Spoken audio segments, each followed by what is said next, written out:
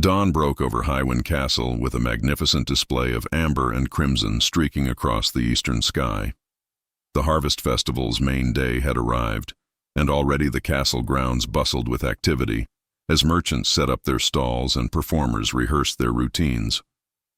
Banners bearing the royal emblem of Thalwyn snapped in the brisk autumn breeze, while the tantalizing aromas of fresh bread, roasting meats, and spiced cider filled the air. In her chambers, Elswyn stood before the polished metal mirror as Lyra fastened the final clasps on her gown, a stunning creation of deep burgundy velvet with intricate silver embroidery that traced the outlines of wolves running along the hem and sleeves. Around her neck hung the silver wolf pendant Alaric had gifted her, and her auburn hair was elaborately braided and adorned with small silver pins. "You look magnificent, my lady," Lyra commented, stepping back to assess her work. "Every inch." "A queen?" Elswyn gave her a sharp look. "Mind such talk, Lyra, particularly today." "Forgive me," the handmaiden replied, though her knowing smile suggested little actual contrition. "I meant only that you appear worthy of your position at court. Nothing more." A knock at the door interrupted further discussion. Lyra opened it, to reveal Lady Winna, holding Edrin, who was dressed in a miniature version of Thalwyn court attire, dark blue and silver, with a tiny wolf embroidered on his collar. "Someone insisted on seeing his mother before the festivities," Winna explained, passing the squirming child to Elswyn. Edrin's face lit up with delight as Elswyn gathered him close, his small hands immediately reaching for the wolf pendant around her neck. At 10 months old, he was growing more active and aware each day, his green eyes, so like her own, taking in the world with unmistakable curiosity. "Has he been fed?" Elswyn asked, pressing a kiss to his forehead. "And changed," Winna confirmed, "though I make no promises about how long either condition will last." Elswyn laughed, a moment of genuine joy amid the tension that had built since the previous evening. "Will you keep him with you during the morning ceremonies?" "I'd prefer he not be present for my conversation with Duke Darius." "Of course, we'll join you for the afternoon celebrations as planned, once the more serious matters are concluded." Winna's weathered face grew somber. "Have you decided how much to reveal?" "Everything," Elswyn replied, her voice steady despite the flutter of anxiety in her chest. "The time for half-truths has passed. Duke Darius deserves to know exactly what manner of man seeks to marry his daughter." Winna nodded approvingly. "Good. Secrets have their uses, but they make poor foundations for the future you're building here." After reluctantly returning Edrin to Winna's care, Elswyn made her way to the small antechamber off the Great Hall where she had arranged to meet King Alaric before the festival officially began. 2 guards flanked the ornately carved door, bowing respectfully as she approached. Inside, Alaric stood by the window, gazing out at the gathering crowds. He wore formal attire befitting the occasion, a dark tunic of the finest wool with silver threading, a ceremonial sword at his hip, and the crown of Thalwyn resting on his dark hair. As he turned to greet her, Elswyn was struck anew by the quiet strength he radiated, a strength that had become her sanctuary in the months since her rescue from the desert. "You look," he began, then seemed to search for adequate words. "Words fail me, Elswyn." "A rare occurrence for a king," she replied with a small smile, trying to lighten the weight of the moment. He crossed the room to stand before her, close, enough that she could see the fine lines at the corners of his eyes, evidence of both laughter and worry. "Duke Darius has requested a private audience before the public ceremonies begin. He specifically asked that you be present." "Has he given any indication of what he wishes to discuss?" "None, though Lord Commander Thorne reports he was seen speaking at length with Lady Maera after the feast last night." Alaric's expression grew concerned. "Are you certain you wish to proceed with full disclosure? Once spoken, such truths cannot be recalled." Elswyn took a deep breath, steadying herself. "I am certain. Living as someone other than myself has served its purpose, but that purpose is fulfilled. Whatever comes next, I will face it as Lady Elswyn of Dunhold and of Thalwyn." Pride flickered in Alaric's eyes. "Then we will face it together." He offered his arm formally. "Shall we?" The small council chamber where Duke Darius awaited them was bathed in morning sunlight streaming through tall windows. The Duke stood, examining a tapestry depicting one of Thalwyn's legendary battles, his expression thoughtful. He turned as they entered, offering a formal bow to Alaric and a respectful nod to Elswyn. "Your Majesty, Lady Elswyn, thank you for accommodating my request before the day's festivities began." "Of course, my Lord Duke," Alaric replied, gesturing toward the polished oak table where refreshments had been arranged. "I trust your chambers were comfortable." "Most satisfactory," Darius assured him, taking a seat. He was dressed formally, in the colors of House Halford, deep green and silver, his white beard neatly trimmed, and his shrewd eyes alert despite the early hour. "Though I confess my rest was somewhat disturbed by the events of yesterday evening." Alaric's expression revealed nothing. "Events, my lord?" "Come now, your Majesty," Darius said with a hint of impatience. "We are not fresh-faced youths playing at court intrigue. 6 men were apprehended within your castle walls yesterday, armed men with northern accents and poison-tipped weapons." Elswyn and Alaric exchanged a brief glance. The Duke was clearly better informed than they had anticipated. "You have sources within my guard," Alaric observed, neither confirming nor denying the Duke's statement. "I have sources everywhere a prudent man might need them," Darius replied evenly. "Just as you undoubtedly have yours within my court." Tense silence followed this acknowledgement of the realities of noble politics. Finally, Elswyn spoke, her voice clear and direct. "Those men were sent by Baron Cedric of Dunhold to kill me and my son." Darius's eyes narrowed, though he seemed unsurprised by the confirmation. "And why would Baron Cedric, a respected northern lord, send assassins after a southern lady with whom he supposedly has no connection?" "Because I am not from the southern territories," Elswyn replied steadily. "I am Lady Elswyn of Dunhold, his wife whom he abandoned in the Clythorn Desert while I was with child, and whose death he falsely announced to clear the path for his alliance with your house." The blunt truth hung in the air between them. Darius studied her face intently, searching for deception or exaggeration, and finding neither.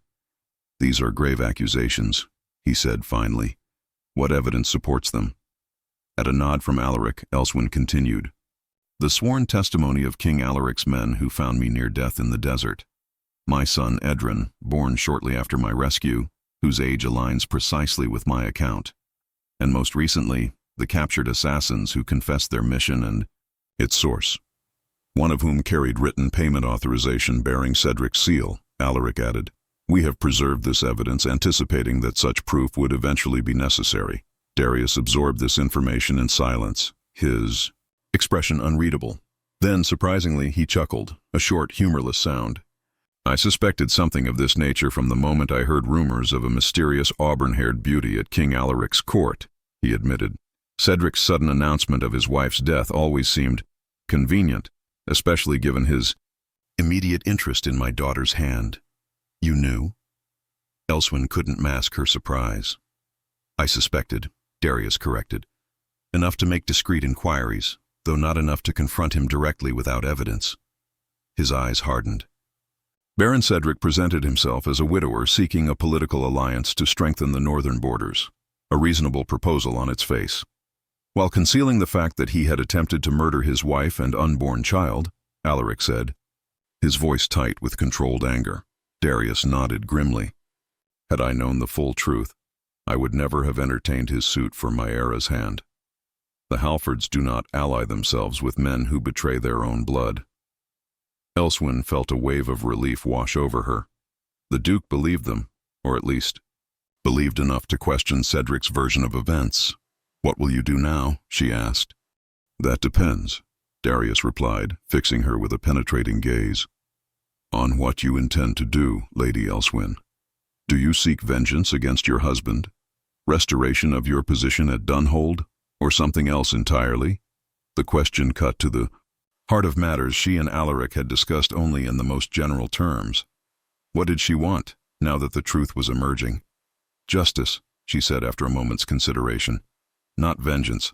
Cedric must answer for his actions, not just his betrayal of me, but his willingness to murder an innocent child. As for Dunhold—" She shook her head slightly. That life is behind me. My future lies here in Thalwyn, where I have found purpose. And, her eyes briefly met Alaric's, and belonging. Something knowing flickered in Darius's expression as he observed the look that passed between them. I see. And what of your son's inheritance? By rights, he is Cedric's heir. Edrin deserves a father who values him for more than political advantage, Elswyn replied firmly. His future will be secured here, with or without Dunhold's legacy. Darius nodded slowly, coming to a decision. Then I shall withdraw from negotiations with Baron Cedric immediately. The proposed alliance between Halford and Dunhold is dissolved. Cedric will not accept such rejection lightly, Alaric warned, especially if he suspects the reason.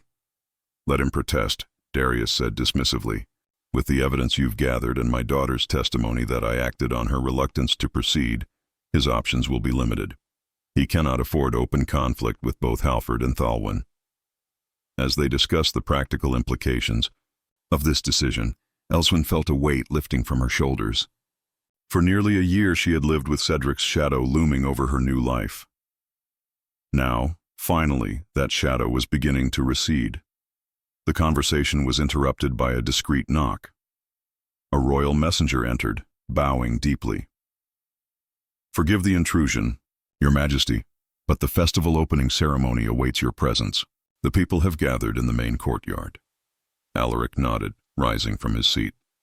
We will continue this discussion later, my Lord Duke. For now, let us join the celebrations with this new understanding between us. As they made their way toward the courtyard, Darius fell into step beside Elswyn, speaking low enough that only she could hear. I may be overstepping, my lady, but I observe that King Alaric holds you in particular regard.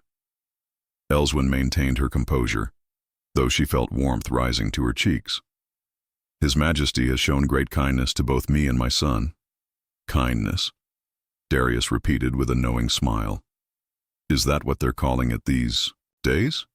In my youth, we used more direct terms for the way he looks at you.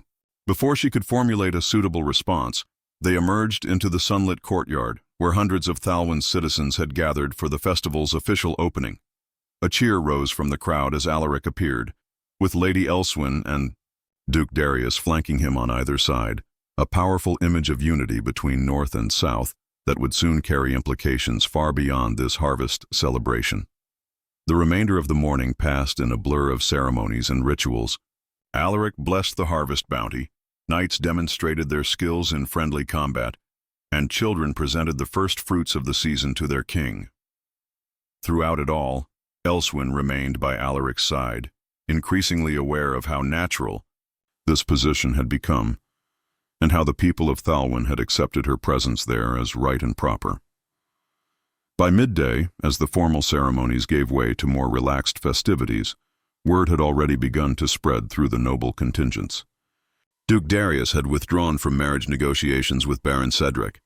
Though the official reason given was Lady Myra's reluctance to leave her father's lands, whispers of deeper political shifts rippled through the gathering. Elswyn was speaking with a group of local farmers about improvements to the northern irrigation systems when Lady Myra approached, her expression carefully neutral, though her eyes betrayed her agitation. Lady Elswyn, might I have a word in private? She requested, her voice pitched to remain courteous despite the tension evident in her posture. Of course, my lady. Elswyn excused herself from the farmers and followed Myra to a relatively quiet area near a grove of apple trees laden with fruit. Once they were alone, Myra's composed facade cracked slightly. My father has ended negotiations with Baron Cedric. He claims it was at my request, but we both know the true reason. Do we? Elswyn replied carefully. Don't play coy, Myra snapped, then visibly collected herself. You've convinced him that Cedric abandoned you in the desert, that you are his supposedly dead wife. I have told your father the truth, Elswyn corrected gently. A truth supported by considerable evidence. Myra studied her face, searching for deception and finding none. You realize what this means for the Northern alliances? Years of careful negotiation undone in a single morning. Political alliances built on deception rarely endure, Lady Myra. Your father understands this, even if it causes temporary discomfort. And what of your alliance with King Alaric? Myra challenged, her voice dropping to ensure they weren't overheard. Is that built on truth? Does he know you use him to seek revenge against your husband? The accusation stung, though Elswyn maintained her composure. My relationship with His Majesty is founded on mutual respect and shared purpose. Revenge has never been my aim, only justice and a safe future for my son. Something in her tone must have convinced Myra, for the younger woman's hostility seemed to diminish slightly.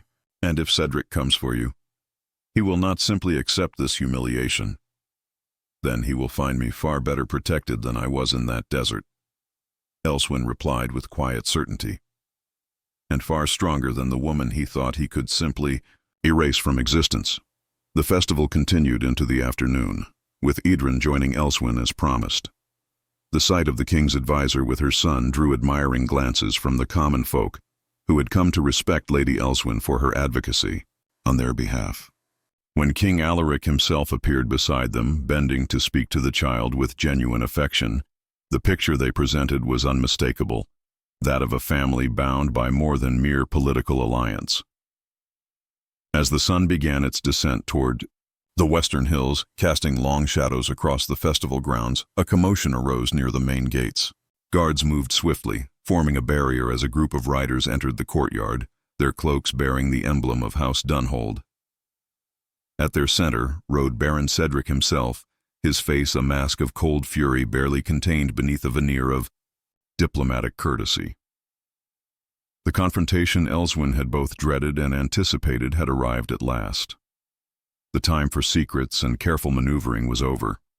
Whatever happened next would determine not just her future, but Edrin's, and perhaps the future of Thalwyn itself. A tense silence fell over the festival grounds as Baron Cedric dismounted, flanked by 4 knights bearing the Dunhold crest. The crowd parted before him, common folk and nobility alike sensing the storm gathering in the air. Cedric cut an imposing figure in his riding attire, black leather reinforced with chainmail, a heavy fur-lined cloak fastened with a silver brooch shaped like a falcon clutching a serpent. Lady Winna appeared at Elswyn's side, wordlessly taking Edrin from her arms. The healer retreated swiftly toward the castle with the child, accompanied by 2 royal guards who materialized as if summoned by unspoken command. King Alaric stepped forward, positioning himself subtly between Elswyn and the approaching Baron. Baron Cedric, he greeted, his voice carrying clearly across the hushed courtyard. Your presence is unexpected. We received no word of your intended visit. Cedric offered a bow that maintained the barest minimum of courtesy. Forgive the intrusion, Your Majesty. Urgent matters required my personal attention. His cold gaze shifted to Elswyn, lingering with undisguised malice. Matters concerning an impostor who has apparently found favor in your court. Whispers rippled through the crowd. Many had suspected Lady Elswyn's origins might be more complex than the official story, but few had anticipated such a direct confrontation. Baron Cedric, Elswyn spoke, her voice steady despite the thundering of her heart. You look well for a man confronting a ghost. A muscle twitched in Cedric's jaw. You speak in riddles, madam. I know not who you are, only that you bear an unfortunate resemblance to my late wife, a resemblance you have apparently used to curry favor in Thalwyn. A remarkable resemblance indeed, Duke Darius commented, moving to stand beside Alaric, particularly given that your late wife supposedly died in childbirth, yet here stands a woman with a son of precisely the right age. Cedric's eyes narrowed as he registered the Duke's presence. Lord Darius, I was informed you were in Thalwyn for trade negotiations. I did not realize you had become entangled in matters of royal intrigue. When those matters potentially involve my daughter's future, I make them my concern. Darius replied evenly. Our marriage negotiations are suspended, Baron Cedric, pending certain clarifications. The crowd's murmurs grew louder. Cedric's planned marriage to Lady Mara had been widely known in noble circles. Its suspension represented a significant political shift. What clarifications? Cedric demanded, though the flicker of apprehension in his eyes suggested he already knew. Alaric's voice cut through the tension with royal authority. "This is hardly the venue for such discussions. The festival celebrates Thalwyn's harvest bounty, not political disputes." He gestured toward the castle. "We will continue this conversation in the council chambers, away from public spectacle." For a moment it seemed Cedric might refuse. Then, calculating the optics of defying a king on his own ground during a public celebration, he nodded stiffly. "As you wish, Your Majesty." The royal guards formed a ceremonial escort, guiding Cedric, his knights, and the key figures through the crowd toward the castle. Elswyn walked with her head high, aware of the hundreds of eyes following their procession. Whatever happened next would become the subject of ballads and gossip for generations. The confrontation between a baron who had tried to bury his past and the wife who refused to remain buried. Inside the great hall, servants hastily cleared away festival decorations to create a more formal space. At Alaric's direction, the massive oak table normally used for council meetings was positioned in the center, with chairs arranged to seat the principal figures. The king at the head, Baron Cedric and Duke Darius on one side, Lady Elswyn and Lord Commander Thorn on the other. Cedric's knights were instructed to remain near the entrance, well away from the proceedings. When all were seated, Alaric addressed Cedric directly. "You claim Lady Elswyn is an impostor with no connection to House Dunhold, yet you rode here in obvious haste upon learning of Duke Darius's decision to suspend marriage negotiations. The connection seems clear." Cedric's composed mask slipped momentarily before he recovered. "My concern is for my reputation, Your Majesty. This woman, whoever she may be, has apparently spread falsehoods that have damaged my standing with House Halford." "Not falsehoods, Cedric," Elswyn interjected, deliberately omitting his title. "You know exactly who I am, just as you know exactly what you did in the Clythorn Desert nearly a year ago." The Baron's eyes hardened. "My wife died in childbirth, while on spiritual retreat. I buried her myself." "Did you?" Duke Darius asked skeptically. "Curious that no one from your household staff witnessed this burial. More curious still that you announced her death before returning to Dunhold Castle. An unusual sequence of events, wouldn't you agree?" Cedric's gaze darted between his accusers, calculating his options. "I see no purpose in continuing this charade. This woman may bear some resemblance to my late wife, but she is not Elswyn of Dunhold. Then you would have no objection to answering some simple questions that only Lady Elswyn's husband would know," Alaric suggested, his tone deceptively mild. For the first time, uncertainty flickered across Cedric's features. "What manner of questions?" Elswyn leaned forward slightly. "The location of the birthmark on my right shoulder, the contents of the letter I received from my mother the day before our wedding, the words you spoke when you left me in the desert, to die." Silence fell over the hall as the last accusation hung in the air. Cedric's face had gone pale, though his expression remained defiant. "This is absurd," he declared, rising abruptly from his chair. "I came here to clear my name, not to participate in an inquisition based on a stranger's fabrications." Lord Commander Thorn spoke for the first time, his weathered voice carrying the weight of decades of military authority. "Perhaps Baron Cedric would prefer to address the evidence we've gathered from the assassins captured within our walls. Assassins carrying payment authorizations bearing his seal." Cedric froze. "What assassins?" "The 6 men you sent to murder Lady Elswyn and her child during the harvest festival," Alaric replied coldly. "Men who confessed their mission and its source when confronted with the evidence of their employer's identity." The Baron's composure cracked further. "This is a conspiracy to undermine my position in the Northern Territories. You've fabricated these accusations." "I saw the desert, Cedric," Elswyn interrupted, her voice suddenly soft, yet carrying throughout the hall. "I felt the sand beneath my knees as you rode away. I heard your words. The desert claims all who enter unprepared. It will leave no evidence of my deception." Cedric's face drained of what little color remained. Those specific words, spoken when he believed no one would ever hear them repeated, confirmed beyond doubt that the woman before him was indeed his wife. Duke Darius rose slowly, disgust evident in his expression. "I have heard enough. Baron, Cedric, consider any alliance between our houses permanently dissolved. House Halford does not ally itself with men who would murder their own blood. The evidence against you is substantial, Alaric added, his voice carrying the full authority of his crown. Attempted murder of your wife and unborn child, false reporting of their deaths, and most recently dispatching assassins into my kingdom to eliminate witnesses to your crimes. Cedric looked around desperately, searching for any ally or escape. Finding none, his desperation turned to fury. She was never supposed to conceive.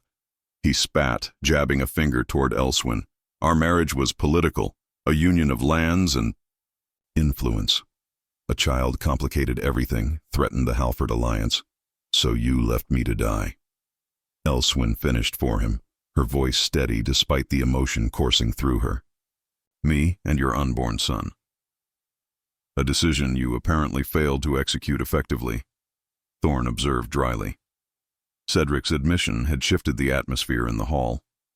What had begun as an accusation requiring proof had transformed into a confession, witnessed by representatives from multiple noble houses.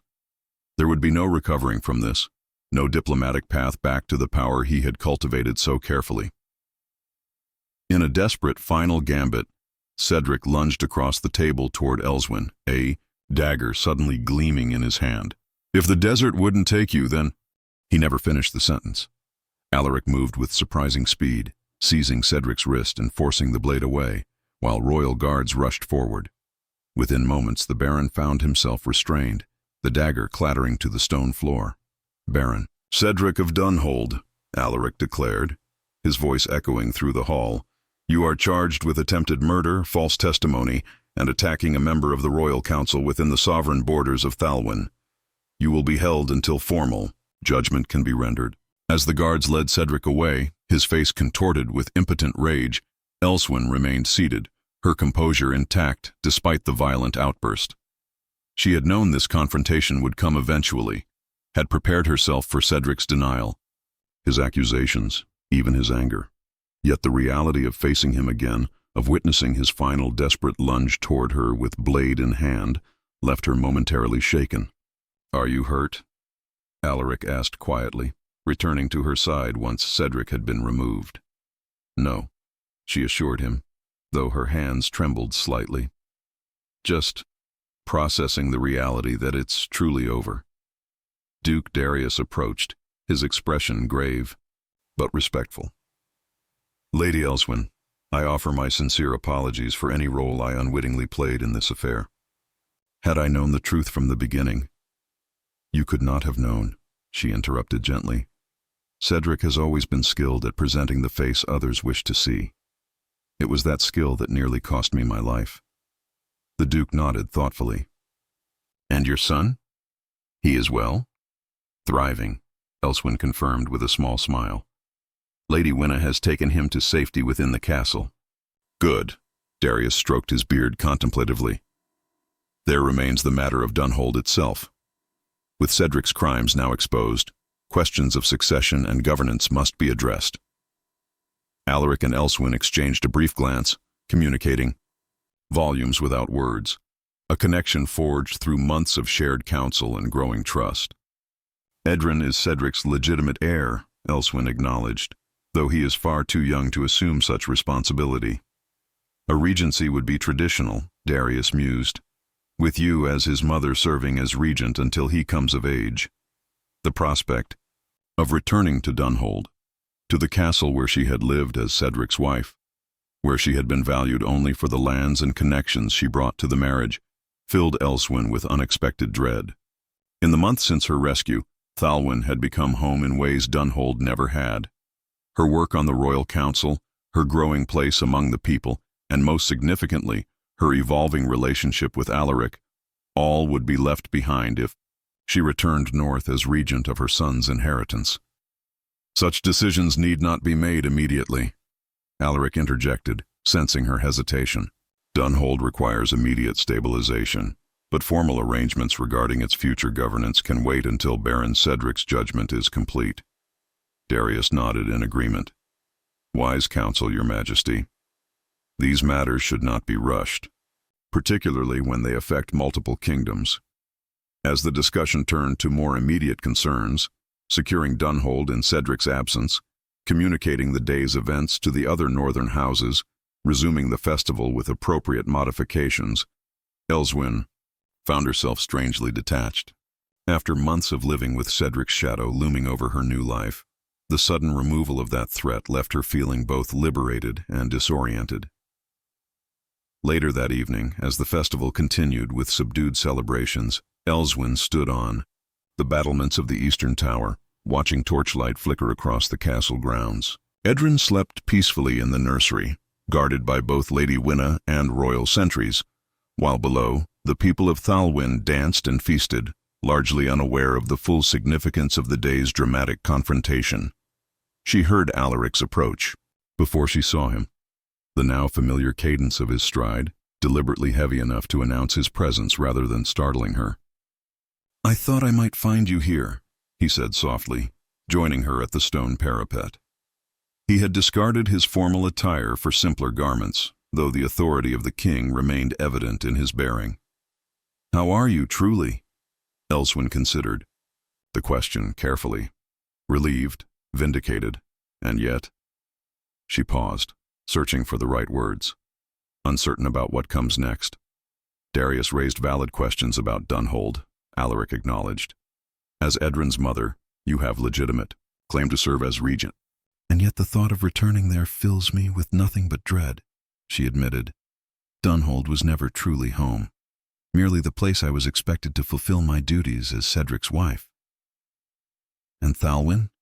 Alaric asked, his voice carefully neutral, despite the weight behind the question. "What has this kingdom become to you?" Elswyn turned to face him fully, allowing herself the vulnerability of complete honesty. "Everything I never knew to hope for. Purpose beyond mere duty, respect earned rather than granted by birth or marriage. A place where Edrin might grow into a man of substance, not merely a noble title." Alaric's expression softened, the carefully maintained distance between king and advisor dissolving in the privacy of the tower battlements. "And me? What have I become to you, Elswyn?" The question they had circled for months, never quite addressing directly despite the growing evidence of feelings neither could fully deny. In the aftermath of Cedric's exposure and capture, with the future of multiple kingdoms hanging in precarious balance, it seemed almost reckless to acknowledge such personal matters. Yet the events of the day had demonstrated how quickly certainties could dissolve, how precious the truth could be when spoken directly. "You have become," she said softly, "the man against whom all others will forever be measured. The king who offered protection when I had nothing. The advisor who valued my counsel when I doubted my own worth. The friend who—" She hesitated, then continued with quiet certainty. "The man I have grown to love, though duty and circumstance have kept us from speaking it aloud." The admission hung between them, neither retractable nor deniable. Alaric moved closer, close enough that she could see the flecks of amber in his dark eyes, the slight silver at his temples catching the moonlight. "I have imagined this moment 100 different ways," he confessed, his voice low and intimate. "Yet now that it's here, I find myself without the eloquence a king should possess." "Perhaps the man might speak instead of the king," she suggested gently.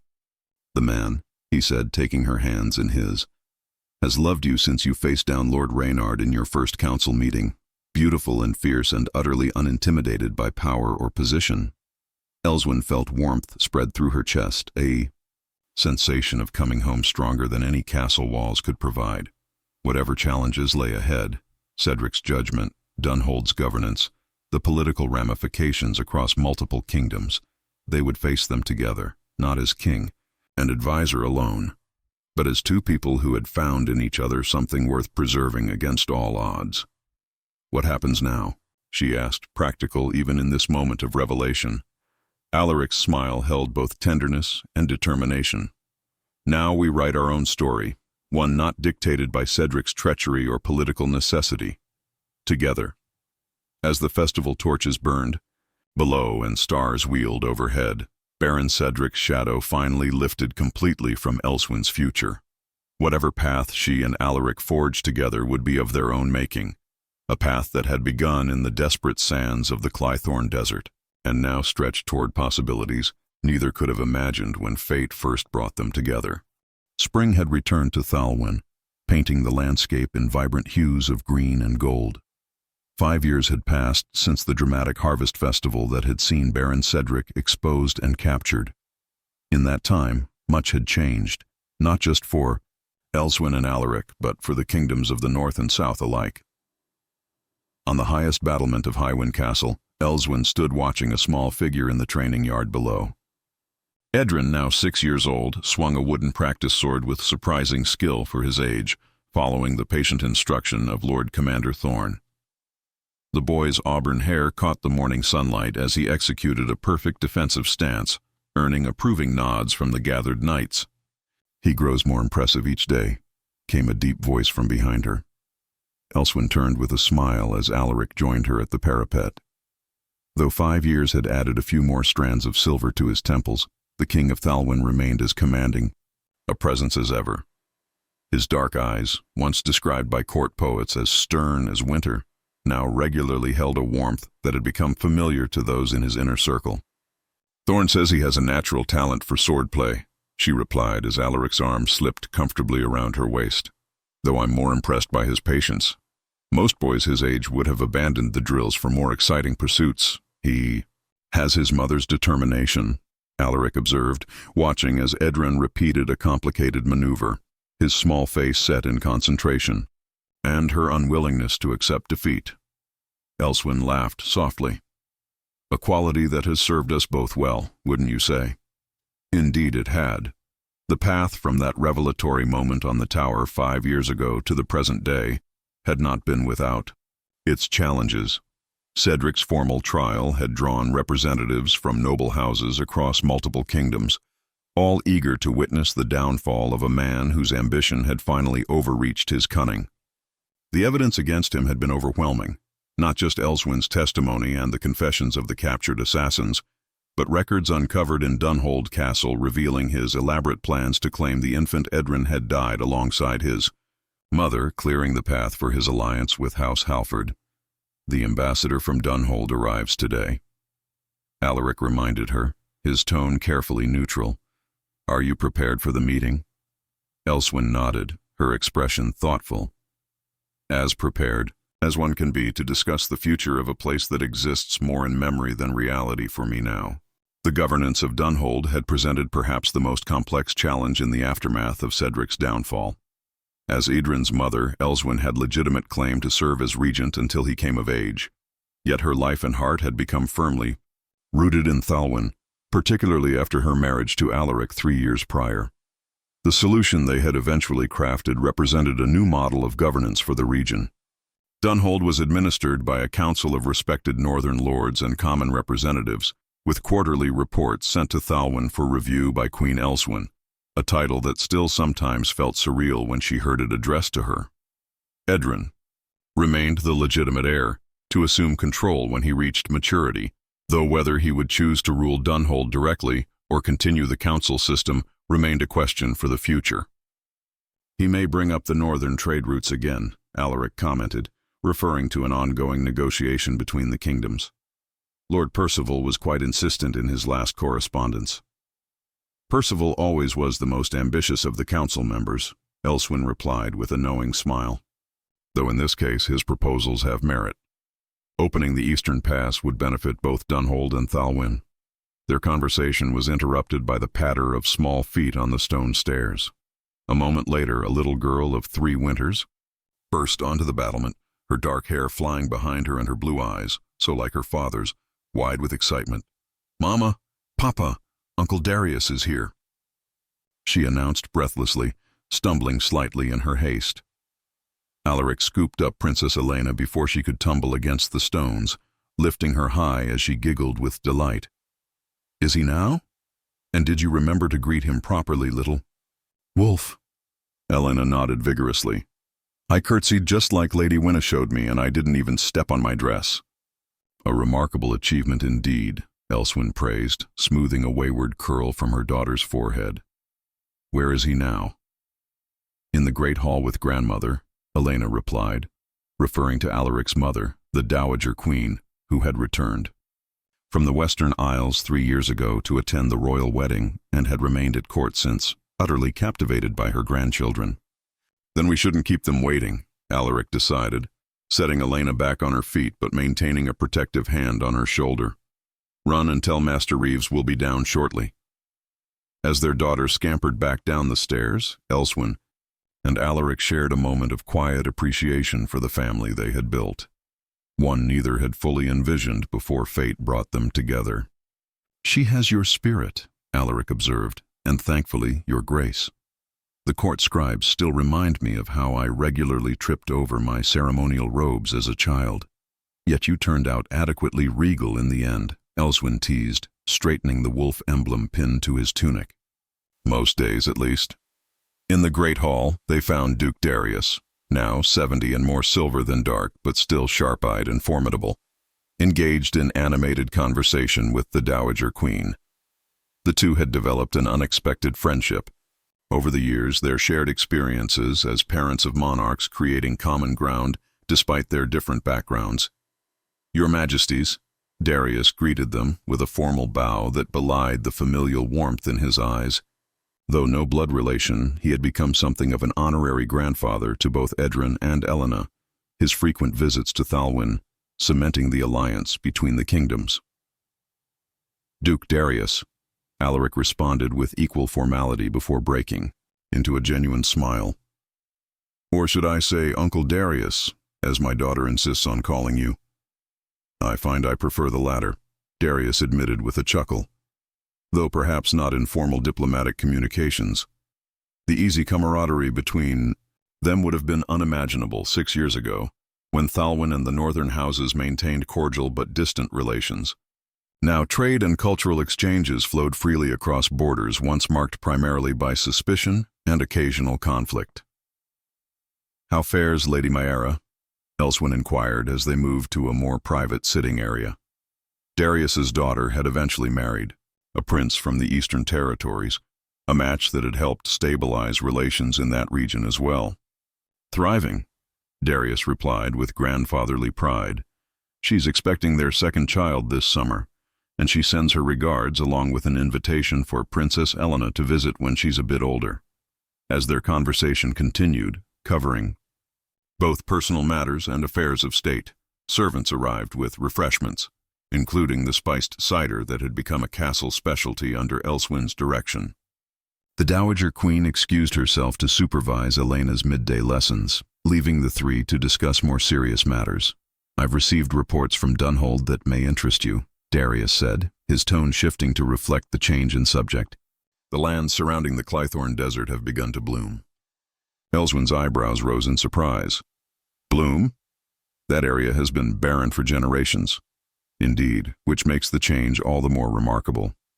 The Council's agricultural advisors, implemented at your suggestion I might add, discovered ancient irrigation channels beneath the sand. With some restoration, they've managed to reclaim significant portions of land once thought permanently lost to the desert." Alaric leaned forward, intrigued. "That could transform the region's economy. Dunhold has always struggled with limited arable land." "Precisely," Darius agreed. "And there's a certain poetic justice to it, wouldn't you say? The very desert where Cedric abandoned you now flourishes under the governance established in your name." Elswyn felt a complex mixture of emotions at the mention of that pivotal moment in her life. The memory of kneeling in the sand, certain of her death, had faded with time but never disappeared entirely. Yet without that desperate beginning, she would never have found her way to Thalwyn, to Alaric, to the life that now seemed as natural as breathing.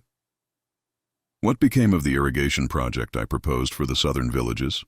she asked, steering the conversation toward current initiatives.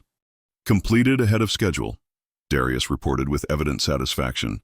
"The council used your revised approach, incorporating local knowledge rather than imposing northern methods. The results have been impressive. Crop yields increased by nearly a third in the first harvest." Their discussion continued through the afternoon, eventually joined by Lord Commander Thorne and Edrin, fresh from their training session. The boy's cheeks were flushed with exertion and pride as he demonstrated his newly mastered defensive stance for the assembled adults. "Well done, young prince," Darius praised, his eyes twinkling. Though I hope you'll balance your martial studies with diplomatic ones. A ruler needs both sword and words to lead effectively.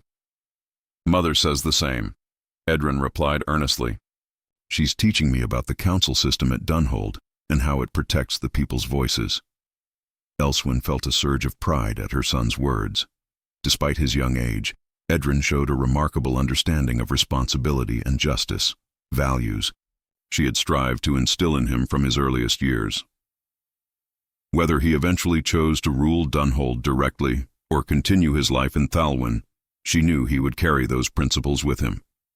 As evening approached, the family and their guest moved to the private dining chamber for a more intimate meal. Through the tall windows, they could see the first stars appearing in the deepening blue sky, while below, the lights of Highwind Town created a warm golden glow against the gathering darkness. "Do you ever wonder?" Alaric asked quietly as they watched the sunset paint the western horizon in shades of amber and crimson. "How differently things might have unfolded if my men hadn't found you that day in the desert."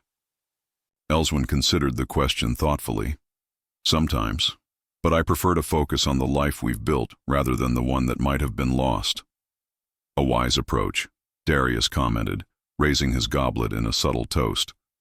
"Though I must say, as one who has witnessed many royal unions over the decades, few have transformed their kingdoms as thoroughly as yours." It was true. Under their joint rule, Thalwyn had evolved from a prosperous but somewhat isolated kingdom to a center of trade and cultural exchange. Elswyn's experiences, both as the discarded wife of an ambitious baron and as a woman who had rebuilt her life from nothing, had shaped her approach to governance, particularly regarding those often overlooked by traditional power structures. Her Rural Affairs Council had expanded to include representatives from all levels of society, while new laws protected women and children from the kinds of abuses she had witnessed during her years in Dunhold. Together, she and Alaric had created a court where merit counted for more than birth, where innovation was valued alongside tradition. Later that night, after the children had been tucked into bed and Duke Darius had retired to his chambers, Elswyn and Alaric stood together on the balcony of their private quarters. Below them, Highwind Castle spread out in a tapestry of torchlight and shadow, while beyond, the kingdom stretched toward distant horizons, north to Dunhold, south to the territories where she had supposedly originated, east to new allies, west to ancient ones. "I received a message from the prison warden today," Alaric said quietly, breaking their companionable silence. "Cedric has requested an audience." Elswyn stiffened slightly. In the 5 years since his trial and imprisonment, she had not once visited her former husband. The clean break had seemed necessary for moving forward, for building a life untainted by the bitterness of the past. Did the warden say why? "Apparently, he claims to have information regarding threats to Idrin's inheritance," Alaric replied, his tone making clear his skepticism. "More likely it's another attempt to negotiate for more comfortable accommodations." Elswyn considered this information carefully. "Do you think I should see him?" "Only if you wish to," Alaric assured her, taking her hand gently in his. "His power to harm you, to harm any of us, is long gone. The choice is entirely yours." She gazed out at the kingdom they ruled together, at the life they had built from the ashes of betrayal and abandonment. In the distance, she could just make out the faint silhouette of the eastern tower, where, 5 years ago, they had finally acknowledged the feelings that had grown between them. "No," she decided finally. "The past is settled. Our focus belongs to the future, to Edrin and Elena, to Thalwyn and its people." She turned to face her husband, the man who had seen her value when she had nothing, who had offered protection that had evolved into partnership and deep, abiding love. "To us." Alaric nodded, understanding in his eyes as he drew her close. "To us," he echoed softly. From the desperate sands of the Clythorn Desert to the throne of Thalwyn, Elswyn's journey had been neither simple nor painless. Yet standing there, in the embrace of the man she loved, watching over the kingdom they guided together, she knew with absolute certainty that every step, even the most painful ones, had led precisely where she was meant to be. the desert that was meant to be her. Tomb had instead become the crucible from which a queen had emerged, not through birthright or political machination, but through resilience, wisdom, and the courage to begin again when all seemed lost. And somewhere far to the north, in lands once ruled by the man who had discarded her, flowers now bloomed in desert sands, a fitting metaphor for the life she had built from what others had deemed barren and hopeless.